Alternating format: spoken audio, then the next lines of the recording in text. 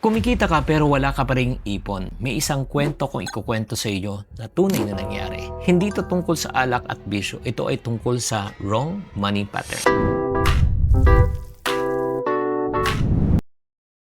Kumikita kami, pumapasok ng pera pero sa dulo ng buwan, parang wala. Hindi dahil sa kulang ang iyong kita, madalas mayroon kang wrong money pattern na hindi mo lang nakikita. For the past 20 years, I've been teaching Filipinos on how to handle their finances. Mula sa mga empleyado, negosyante, hanggat sa mga kumikita ng milyon. At isang bagay na paulit-ulit ko nakikita, yung hindi nauubos ang pera na dahil maliit ang kita. Nauubos ang pera nila dahil meron silang money pattern na hindi nila napapansin. Pero hindi mo kailangan na maging artista para maranasan mo to. Baka ikaw, yung kakasweldo mo lang, may nakaabang na agad. Mga abangers, rent, kuryente, utang, grocery. Yung sweldo mo, di pa rin pumapasok, nakalaan na. May ipon ka sana, pero biglang nagkaroon ng emergency, may nagkasakit, may nasira, o may kailangang bayaran. Tapos sasabihin mo, deserve ko to, pinagpaguran ko to. isang maliit na reward lang to na hindi mo alam, nagiging habit at nagiging pattern mo na siya. This is not a discipline issue. Again, this is a pattern issue. Kung hindi mo napapansin, nauubos ang pera mo na hindi mo nararamdaman.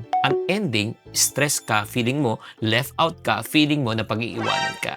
Kaya nga napipilitan ka ulit na gumastos. At dito nagiging delikado. Kasi kung hindi ka aware dito, alam mo mangyayari niyan, nako, paulit-ulit lang. At dito mo maintindihan yung sitwasyon ni Baron Geisler. Award-winning actor, sumikat, kumita. Sa sarili niyang salita, walang halaga sa kanya ang pera noon. Araw-araw, gumagastos ng 10,000 pesos per day. Akala mo it's a bisyo problem, pero pakinggan mo to. Hindi alak ang problema niya kung bakit siya uminom.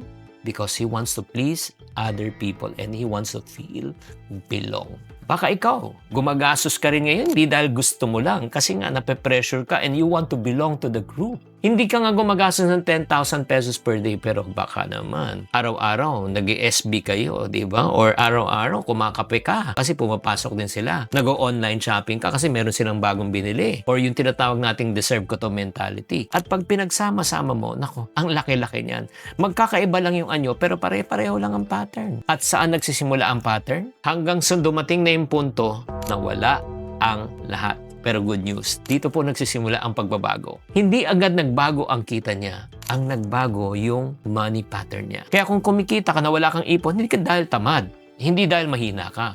May wrong money pattern ka lang na hindi mo pa na-aware at kailangan mong baguhin. At hanggat di mo binabago yung money pattern niyan, alam mo, sweldo. Kulang, utang, bayad, sweldo. Diba? Kulang, utang, bayad, utang, kulang, bayad, utang. Paikot-ikot lang siya. Kaya kung pagod ka na sa cycle na yan, hindi sapat ang motivation. Kasi babalik lang ulit. Ang kailangan mo is a pattern research. Kaya ginawa po namin isang Break-Free Financial Program. Sa Break-Free Financial Program, dito mo matutunan anong mga wrong money patterns mo, anong paulit-ulit nangyayari, ba't naubos ang pera mo, kahit ang laki ng kita mo, wala pa rin nangyayari, paano puputulin ng cycle at paano tayo gagawa ng system para mabago ito. Kaya kung handa ka na magbago ang money pattern mo, i-check nyo na lang yung links sa comment section or just type BF to start breaking your money pattern.